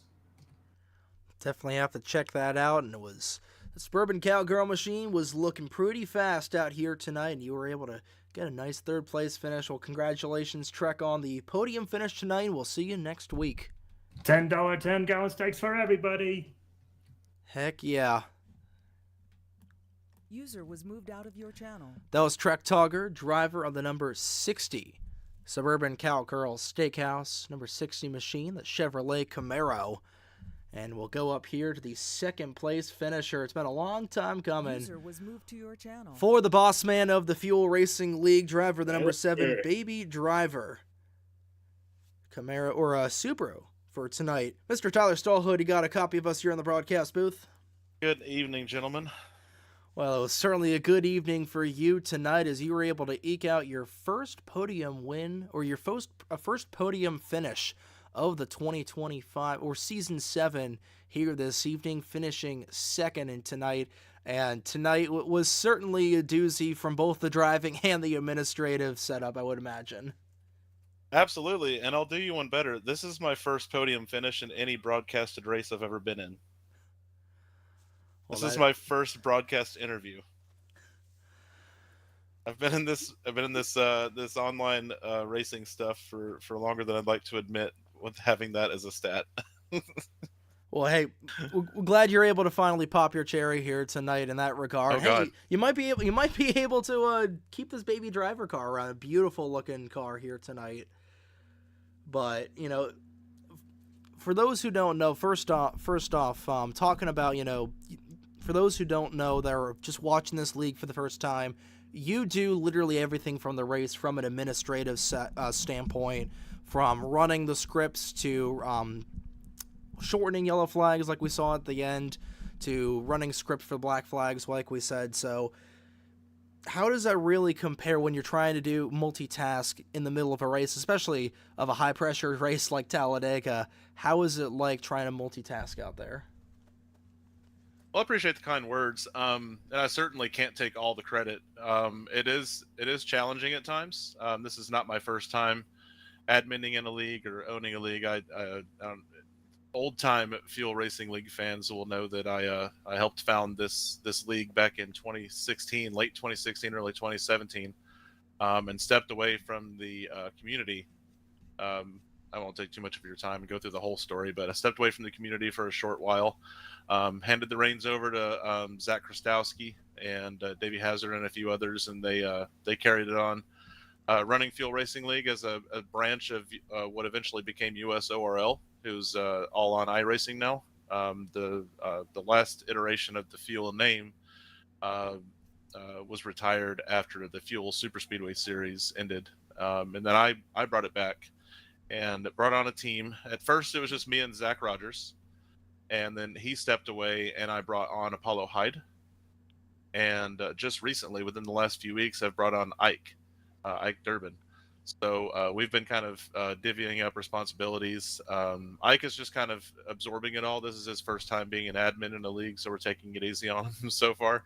Apollo was grabbing all the pace minuses tonight. I had the script set up, of course, and everybody in the league kind of helps run the league too. We run decisions by them in real time. Are we okay to choose this time? Is everybody caught up? Do we need another lap of caution here? We all kind of, it's a group effort. And one of the main things I want to do is make sure everybody's got a voice, everybody's heard. Everybody feels like their input is valid, and nobody feels like they have to shut up because they're never going to be listened to. I want to make sure everybody's, it feels like a valuable part of Fuel Racing League, and that it takes everyone here to make the league. If it was the Tyler show, I wouldn't have anybody to race with. So, I want everybody to feel like they own a part of the league. So, I definitely want to appreciate everyone who's a part of Fuel for making this league happen. And tonight's race, everyone in the server had good racecraft. I don't think anything that went on was as a result of poor racecraft. I think it was just circumstances, being in the wrong place at the wrong time. But yeah, we have some of the best racing in my little personal circle of the community. I really appreciate racing here. Everybody who comes out and races here makes it what it is, and I appreciate everyone.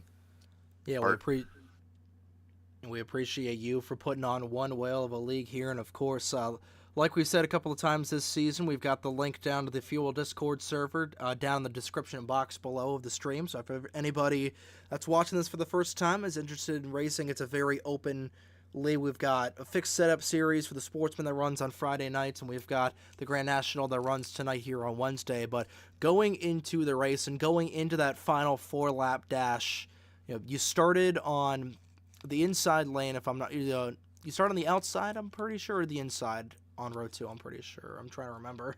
Yeah, I have a little bit of insider information there. I overheard somebody's whisper during the early part of the race. I don't think anyone's setup works on the inside, and I disagree because my setup was mint on the inside. So I was one of the few people who were choosing the inside on every restart. I think there was one restart where it was literally me and Trek on the inside and the rest of the field on the outside. So that contributed to part of it. Yeah, and you guys were able to get up to the front there. I actually shared the setup that I ran tonight ahead of time. I included it with the track download.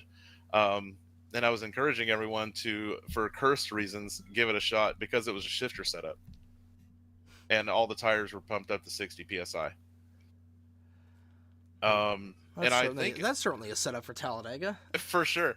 I think I might need to take a look at my gearing, actually, because my 4th gear was intended for saving fuel and 3rd gear was meant for racing. But I was getting better runs in 4th gear at certain points in the race than I was in 3rd gear.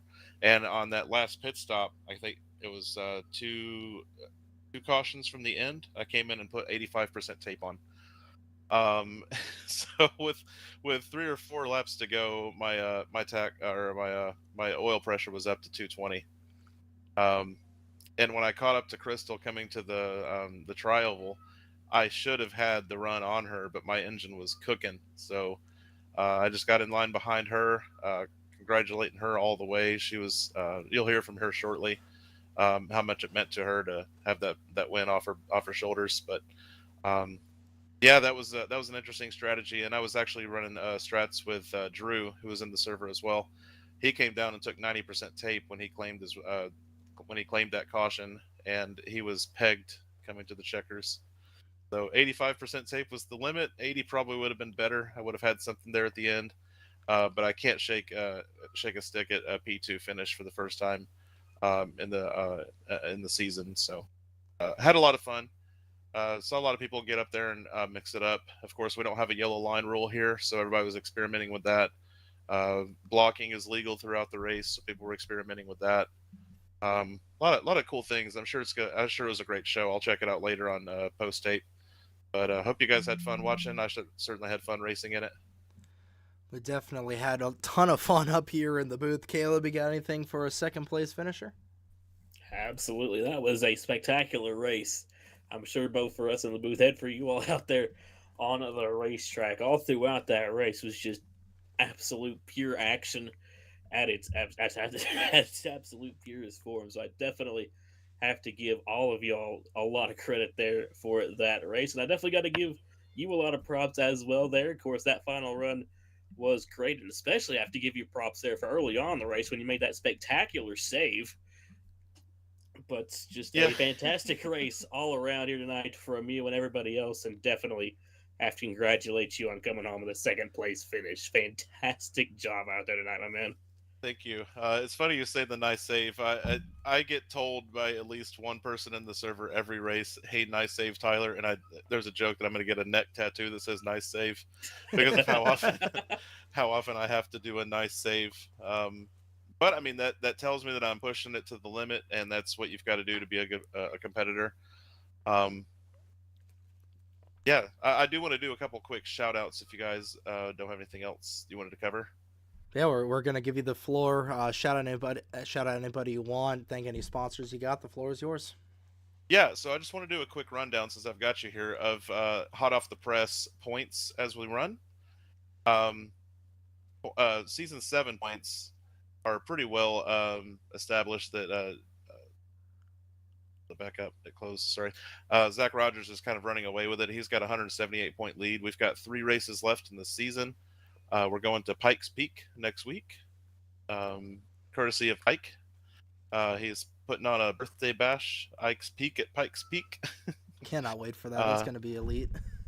And then Brendan jumped on board to sponsor the penultimate race, which was originally scheduled for Martinsville. He's moving it up north of the border to Autodrome St. Felician. We're going to do it Halloween theme up there at that little bull ring trial track, and then wrapping up at Homestead with Zach Rogers providing sponsorship for that one. So shout out to those three individuals. And the rookie of the year, let's see, rookie season 7, Emmy is currently leading by 85 points over Dunn, and that is just raw season 7 points. Whichever rookie is the highest scoring will be the rookie of the season, and then we go by the entire year for rookie of the year. And the way that works is Blake Warren won rookie of the season 5 with 718 points. Bill Turner took it home season 6 with 367. So between Blake and Emmy, or whoever in season 7 has the most points in their respective rookie seasons, will be the rookie of the year. Last year, Keith Holm took home the glory. And then in overall, we also do an overall season 2025 champion. And currently, as of last week, Vincenzo is leading the charge over Apollo for the year-long. Congratulations for points there by 22 points with 3 races left in the year. Certainly going to be just a whale of a last 3-week stretch here. But you got any more sponsors you want to shout out here, my man? No, just I saw Baby Driver in the theater when it came out, and when we were doing movie cars tonight, there's a short list of movies where I would want to pull a race car from. On the short list was Ricky Bobby, the Wonder Bread car, the Me car, some Days of Thunder stuff, and then I remembered that I'm running Subaru. Subaru's back on board, and what better movie than Baby Driver to pull a race car from, because that dude can drive, and I wanted to channel some of that Baby Driver energy tonight. I think I accomplished my goal somewhat. I think you did. Pulled off some daring rescues in the old Subaru, so that was fun. Happy to have Baby Driver on board for a 1 or more off event. Well, hey, after tonight, you might have to run this car for the rest of the season, but congratulations to you, Tyler, on a 2nd place finish here tonight. We'll see you next week at Ike's Peak at Pikes Peak. That is going to be such. That's going to be such for a you fun to race. say. All right, thank you, Trey. Thank you, Caleb. Have a good night. You as well. User was moved out of your channel. That was Tyler Stallhood, driver of the number 7 Baby Driver Subaru, and the man of many hats here in the Fuel Racing League. And just so glad to get Tyler here for a post-race broadcast. The man does so much for this league, and glad to have him here on the post-race show tonight. But that leaves us with one final interview before we'll User was moved to your get out of channel. Dodge here tonight. And driver of the number 84 Lowe's Camaro, Crystal Bennett. Nothing like your first win. You got a copy of us here in the broadcast booth?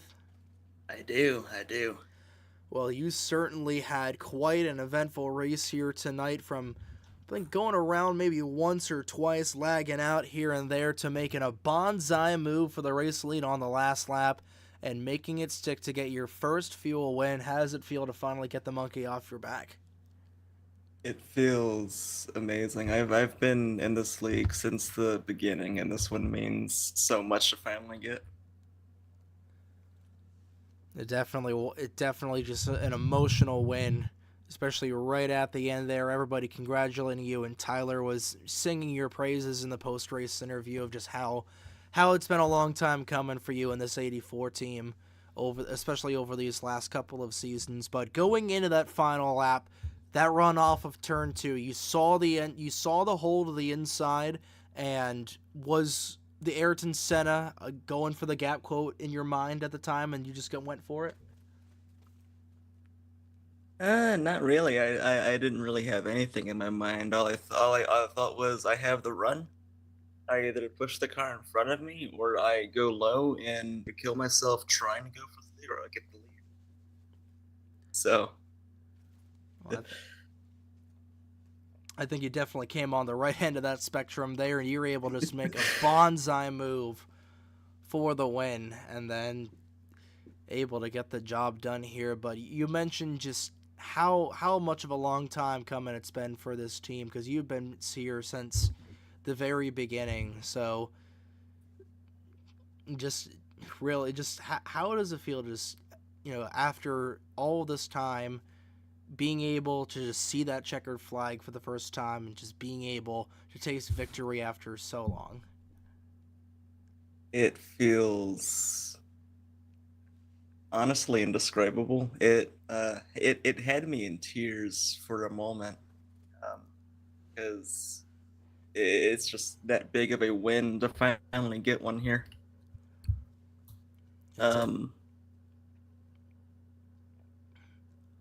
Yeah, it's mostly indescribable, honestly. It definitely is. Caleb, you got anything for our first time winner here tonight? There is just absolutely nothing better than that first win feeling. What a drive out of you here tonight. That was a spectacular move there at the end, 3 wide to the inside. And just, wow, what a spectacular race that was. And what a race to get your first career win in.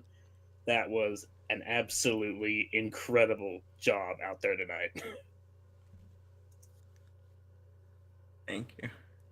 Well, Crystal, I won't keep you here for long, but you can stay as long as you want. We'll give you the floor to shout out anybody you want to hear on the NESRN. If there's any sponsors, anyone you want to thank here on the NESRN airwaves, the floor is yours.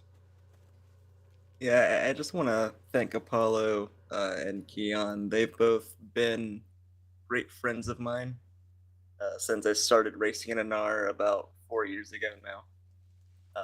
Keon wasn't able to make this race, but Apollo absolutely was, and whenever we're able to hook up on the track, on plate tracks, it's amazing what we're able to do, because we have that connection. We're able to push each other like really nobody else can. And so I was really debating pushing Apollo late there before I decided to go for the lead. Yeah, I think Apollo, you were like, yeah, Apollo's won enough. I'm going to try and go for it there. And I think Hyde was was very happy seeing you go up to the front on that bonsai move and get into the race win there. But congratulations on getting your first win of your fuel career here tonight. And good luck at Pikes Peak. We'll see if we can make it 2 in a row next week at Pikes Peak. Thank you, and I'll sure as well try. User was moved out of your channel. That was Crystal Bennett, driver and winner of tonight's race here at the Talladega Superspeedway in the Ash Industries SilverScreen Showdown, the number 84 Lowe's Camaro for Red Bull Racing. And now we'll take a look at some of the incidents from tonight's race, as we've got things going here for the replays set up. But Caleb, an incredible last couple of laps there at the end, and this race kind of devolved into chaos, but not nearly as much chaos as you think it would devolve down into. And just your initial final thoughts on the race before we get into the replays here at the end. Well, that was certainly Talladega. I can definitely give you that, but just, man, what a crazy race that was here tonight. And like I said, just action pretty much everywhere you look here at this racetrack, especially here in this race here tonight. And at the end of the day, what a great win there from Crystal Bennett. That was just absolutely incredible to see there from start to finish. It definitely was. And now we'll go into our first little bit of the first replay of the race here tonight. We'll take a look at that impressive save out of that number 7 machine of Tyler Stallhood. I don't think I've seen a save that nice in quite some time. Was driving like baby in that baby driver number 7 machine, and he was able to get a nice second place finish here tonight by going ahead a couple of laps to the second incident that we had. What happened with both Apollo Hyde and the number, I forget, it was Rafaela Sorensen, as those two got together up into the outside wall. We'll take another look at this here as Hyde up on the outside lane. I still have no idea how these two was somehow kept it off of the wall. You see Sorensen trying to come down the pit lane, ended up spinning that Journey number 42 machine. She was able to rebound to a 15th place run in the number 42 and almost was completely fallen out of the event. We got our first of 5 caution flags here, starting with the number 86 of Ike Durbin and the Chick Hicks machine. He was able to have a nice recovery here tonight as we take a look and see what happened. Yeah, just got on the flat part of the track, spun that 86 machine around, and nowhere for the 32 Tex area to go. Brought out the opening caution flag of the evening as that 86 car spinning like a top.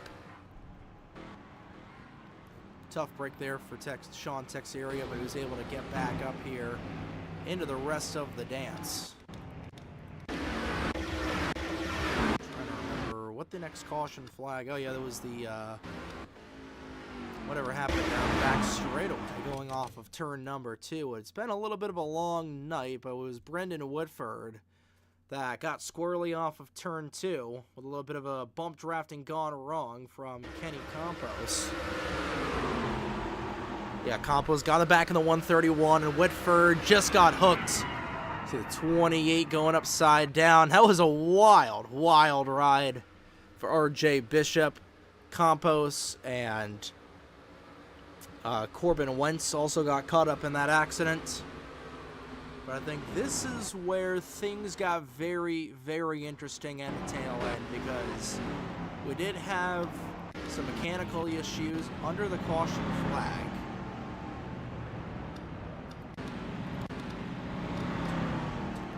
Trying to remember what exactly happened here. It was Tim Gallade Jr. having some problems. And we saw in the chat that it was a cord got unstuck there with a 39, so the game immediately jumped on the brakes. So as we watch the replay from the spectator cam, you see the 39 car jump in front of the 25 of Estrada, and upside down goes the Tim Gallade Racing number 39 machine, and just technical difficulties like that. They're unfortunate there, Caleb. And, you know, it's not what you want, unfortunately, for a lot of these drivers. And that was really the turning point in the race where things started to get very voodoo-ish, if I'm not mistaken.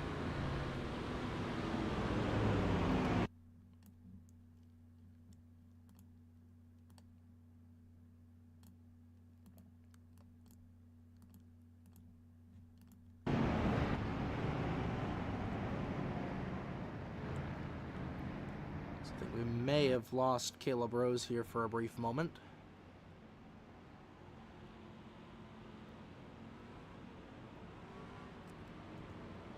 Oh, there we go. All right, there we are. Yeah, but those mechanical issues under the caution flag, like we were saying, those are always tough pills to swallow, Caleb. Oh yeah, definitely. That's always just really, really tough breaks there. And definitely handles disconnecting equipment not the best, so yeah, it's definitely a really tough break there for the 39 there after everything is said and done. But yeah, like you were going into, that was honestly quite the turning point for the remainder of the race. I can definitely tell you that. And then on lap number 32, it was the big one, as we were talking about with Trek Togger early on. See, he and Drew Fast were coming together right in the tri-oval. Bump drafting going wrong. The 2 leaders go sideways, and it is on from there. A couple of hard shots into the inside wall for both Ike Durbin, Nicky Conti. Of course, the 88 also getting involved as well. Not what you want to see there, but Togger was able to rebound for a nice 3rd place finish in that number 60 machine. Pretty much on from there once again. Another quickie yellow for the second to last caution. It was the one where Crystal Bennett was moving in and out. And yeah, I forgot Tyler Stallhood pulled whatever it's called, a Noah Gragson from Talladega a couple years ago, where he went up in the outside wall hard. You see Kennedy goes up, hits the 7, and he nearly goes upside down. I thought that was going to be the end of the evening for Stallhood. Caught another caution at the end, and he was able to finish in second. Knowing what we know now, nice recovery for him, and then the final caution of the race coming right at the tail end of this one. Corbin Wentz in the 08. Got a little help from Rafaela Sorensen and turned Herbie around. And the Love Bug going into the grass to bring out the 5th and final caution of the evening for tonight's race, and we'll take an extended look at that last lap, Kayla, because that was certainly something on that last lap, that move out of Crystal Bennett, which was very, very sexy there on this final lap. We saw some absolutely spectacular moves there towards the end of the race, like I said, especially there out of that 84 Crystal Bennett, going top to bottom, making a 3-wide there for the lead, and just never looked back in that 84 Lotus car. An aggressive move down to the inside out of Bennett, made it 3-wide for the race lead for a moment, had the run.